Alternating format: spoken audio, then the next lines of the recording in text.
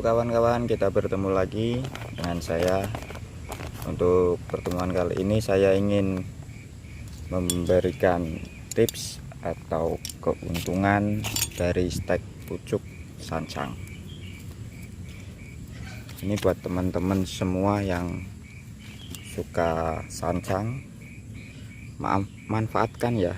Kalau ada pucuk-pucuk sisa pruning atau apalah untuk kalian memperbanyak bibit,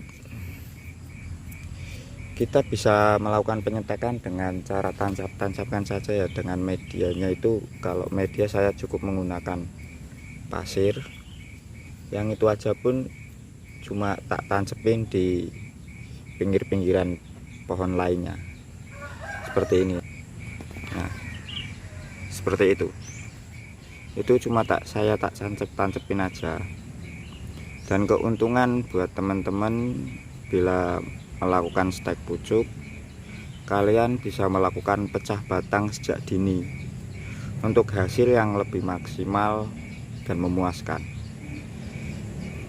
Itu dengan seperti ini. Ini cuma sebesar apa ya? Ini saya perbandingan itu, gunting ini sama ini itu sama, tapi ini saya sudah lakukan pecah batang jadi 4, dan ini baru saja saya pecah lagi. Tapi jangan langsungin los bawah, tengah ini kita pecah saja dari ujung sini sampai ujung sini, bawahnya jangan dipecah untuk menghasilkan yang ngepen. Dan keuntungan lain dari stek pucuk itu, kalian bisa pelintir-pelintir untuk membuat ekspresionis atau membuat bentuk apalah yang pelintiran tajam-tajam. Itu sangat rekomendasi banget kalau kalian melakukan stek pucuk. Dan untuk hasil lain dari stek pucuk yang sudah saya program, yang tentunya lumayan lama ya orang kita steknya aja dari pucuk. Nah, ini contoh kawan-kawan, saya lakukan stek pucuk dari seusia tadi. Itu awal mulai stek pucuk itu dari ukuran sekian,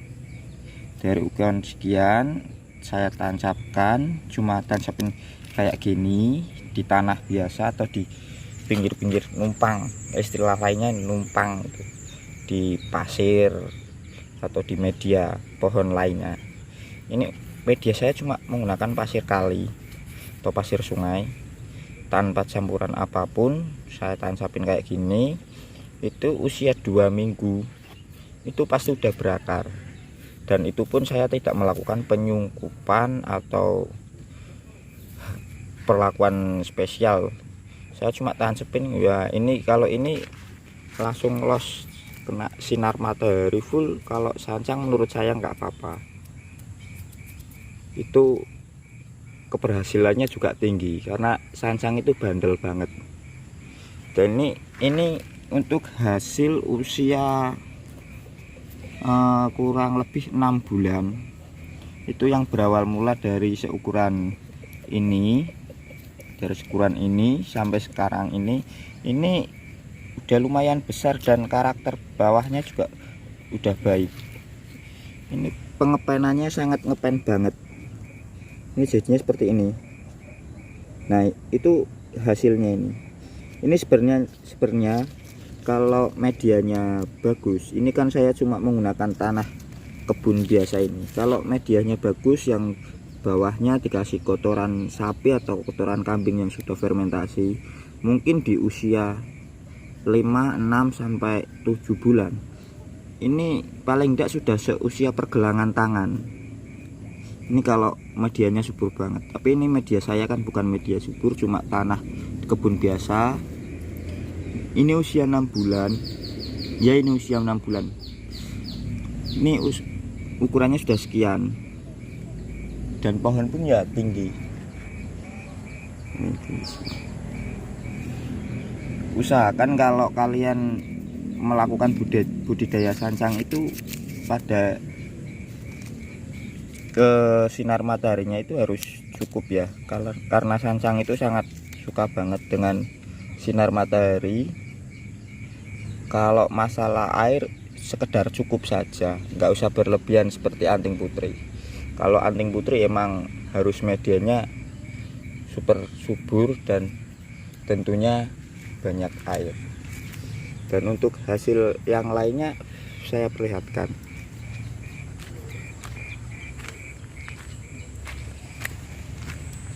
Ini untuk hasil yang lain dari saya melakukan stek pucuk. Ini cukup besar loh ini. Ini udah lebih dari jempol tangan, ya kurang lebih seukuran jempol kaki, lebih dikit lah. Ini saya juga melakukan pelintiran dari sini, ini pangkal dari sini naik, tak turunkan, tak pelintir ke atas. Dan ini cukup baik. Perakaran tentunya pasti baik ya kalau perakaran. Dan ini tentunya akan membuat bibit-bibit bahan bonsai kita menjadi bahan-bahan bonsai unggulan. Dan ini contoh lain dari pecah batang yang saya lakukan. Ini awalnya sama, kita dari stek pucuk yang saya belah. Ini sudah mulai pembelahan. Kalau ini los, yang ini los, yang ini los sampai bawah, ini los sampai bawah.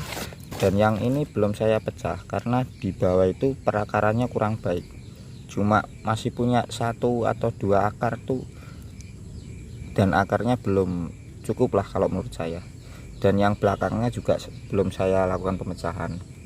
Dan ini tuh cuma usia 1,5 bulan, 1,5 bulan dari ukuran sekian. Dan ini saya juga tancep-tancepin aja, ini nggak apa-apa. Ini udah 3 hari saya tancepin. Wah, ini ada hamanya ini, akan saya buang saja ini hamanya. Nah, ada ulat, dan kalau di tempat saya ulat banyak banget. Ini kalau kita tancep-tancepin kayak gini, ini nggak apa-apa, ini pasti hidup ini. Dan banyak daun yang layu itu pasti. Ini juga saya tancepin ini. Ini dari tancep-tancep kayak gini. Ini tancep-tancepin semua ini. Kalau masalah stek sancang itu mudah banget. Dan manfaatkan pucuk sancang yang ada buat kita perbanyak bibit untuk kita hasilkan bahan-bahan yang super ya kawan-kawan. Ini contoh, ini kecil ini kecil banget ini saya tancepin aja. Ini yang daun baru sekitar ada 1, 2, ada 3 strip. Ini ada 3 strip daun yang baru. Yang bawahnya ini, bawah ini yang saya pegang ini yang daun lama. Ini paling kurang lebih kalau di sini itu 2 minggu ada ini. Kalau yang ini buat contohnya, saya cabut pasti udah berakar ini. Nah, ini kawan-kawan, ini udah berakar.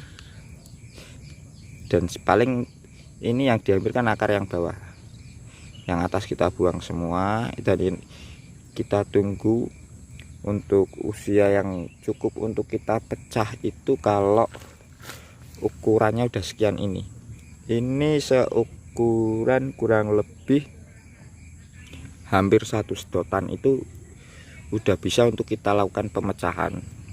Kita pemecahan menggunakan cutter ya kawan-kawan, cutter yang baru yang steril. Kita melakukan pemecahan jadi 4.